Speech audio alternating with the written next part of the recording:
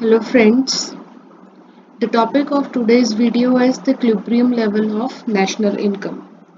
So before starting the equilibrium of the national income, we need to understand that what is the national income, कि national income है क्या और इसको कौन कौन से methods के साथ हम calculate करते हैं.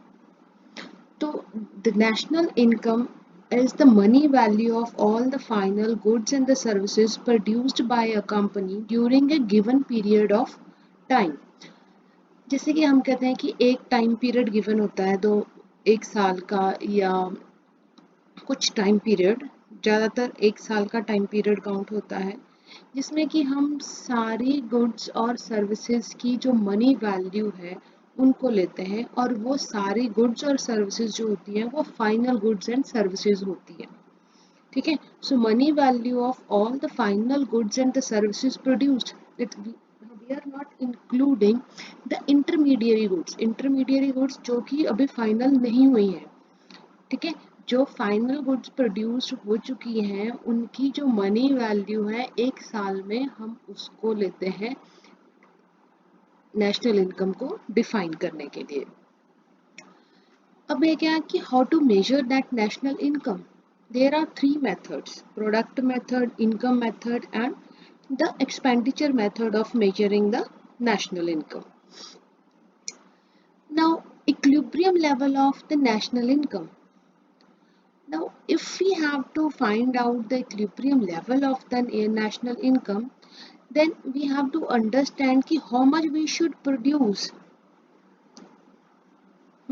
How much should be the national income or the product. कि कितनी नेशनल इनकम होनी चाहिए ताकि वो इक्विलिब्रियम हो सके.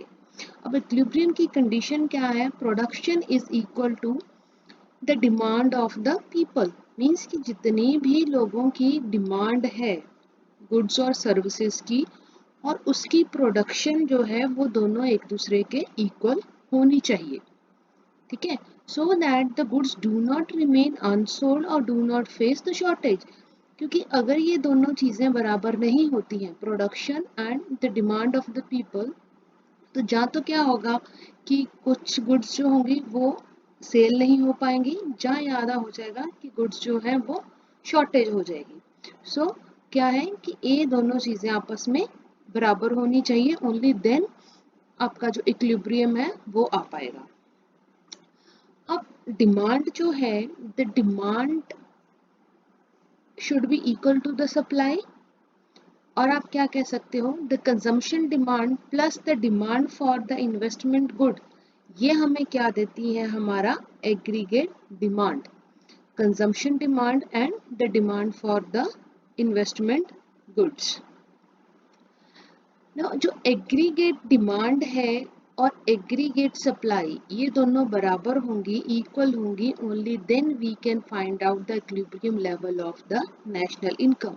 सो व्हाट we can say कि the equilibrium level of the national income can be said when the aggregate demand and the aggregate supply both are equal to each other. Now, equality between aggregate demand and aggregate supply.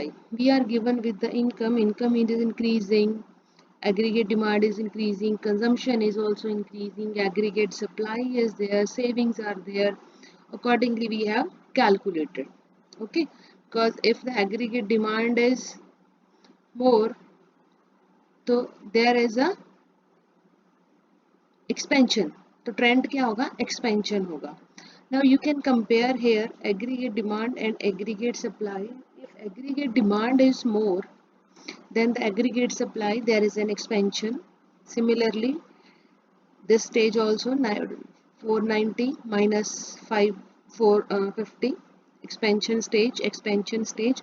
But when the aggregate demand and the aggregate supply both are equal, that means we are into the equilibrium situation. Now, if the aggregate demand is less and the aggregate supply is more, that means there is a contraction stage in the economy. So, if the aggregate demand and aggregate supply both are equal to each other, then we say we are into the equilibrium situation. So, this is how the equilibrium situation has been explained इस diagram से हमें पता चलता है कि कैसे equilibrium point आता है। अब एक्स एक्सिस पे हमारे पास कंजम्पशन है, वाई एक्सिस पे हमारे पास इनकम है। ये हमारा इनकम लेवल को डिफाइन कर रहा है। ये हमारा है एग्रीगेट डिमांड, और ये हमारा एग्रीगेट सप्लाई को भी कह सकते हो 45 डिग्री एंगल के ऊपर। ये हमारा एग्रीगेट डिमांड है और डिमांड है। अब जहाँ पे हमारा एग्रीगेट डिमांड और एग्रीगेट सप्लाई इंटरसेक्ट हो रहा है, over there is an equilibrium point, that is E. Okay, so since aggregate demand is greater than the aggregate supply, the producer will keep on producing more and the expansionary trend takes place, because अगर aggregate demand ज़्यादा है aggregate supply से, है ना, aggregate demand is more than the aggregate supply, so producers को क्या है, produce करते रहना चाहिए सो दैट कि एक्सपेंशन ट्रेंड्स आ सके। क्योंकि अगर डिमांड ज़्यादा है सप्लाई कम है तो प्राइस इंक्रीज होगा, तो उसका फ़ायदा किसको होगा, शॉपकीपर्स को होगा और प्रोड्यूसर्स को होगा। Now if supply changes, rise in world oil price over the 30 years, it has led to increased crude oil prices more sharply, क्योंकि जैसे जैसे क्रूड ऑयल का प्राइस बढ़ा है ना वर्ल्ड ऑयल में, उसी हिसाब से इंटरनेशनल लेवल पे, इंटरनल लेवल पे जो प्राइस है उसका इंक्रीज हो गया है। उसके साथ क्या हुआ है, increase the variable cost of oil firms, उनकी कॉस्ट भी बढ़ गई है। Firms raise the price of the finished products, क्योंकि तेल का प्राइस बढ़ता है तो हम कहते हैं कि हमेशा क्या होता है कि बाकी गुड्स के ऊपर भी उसका इफेक्ट पड़ता है। एंड उसके साथ क्या होता है कि डिसइक्विलिब्रियम आ जाता है।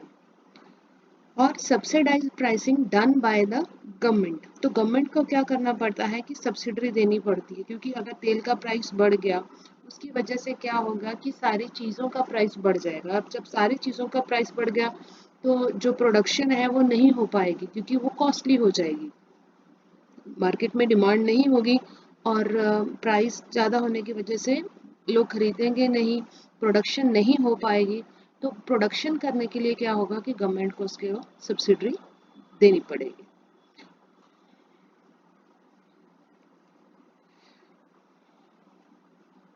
सो हियर इन दिस डायग्राम अब देखो कि SI that is a saving and investment equilibrium, it is there.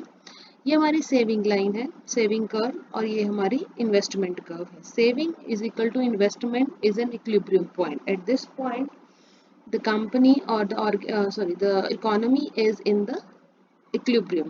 Before this point investment is greater than savings,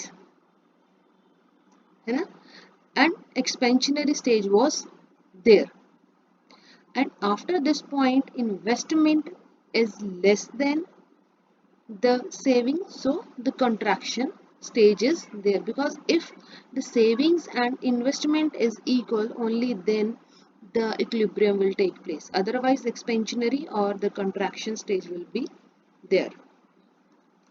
Now is saving equal to the investment always?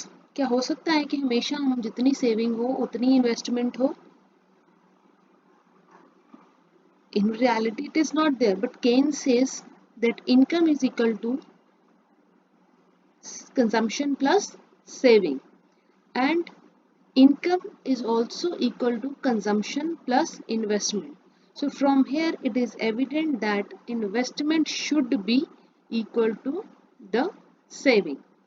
It should be equal to the saving, but in how many cases it is there equal, so it is very difficult to define.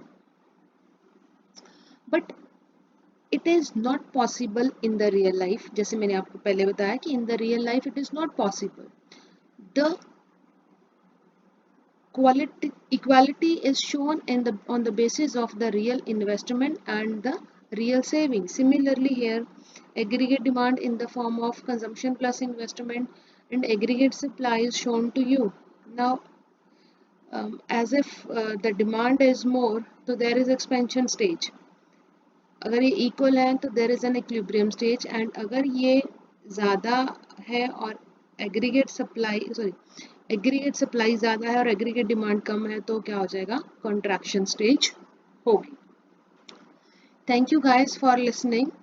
If you have not subscribed the channel till now, please subscribe. Thank you very much.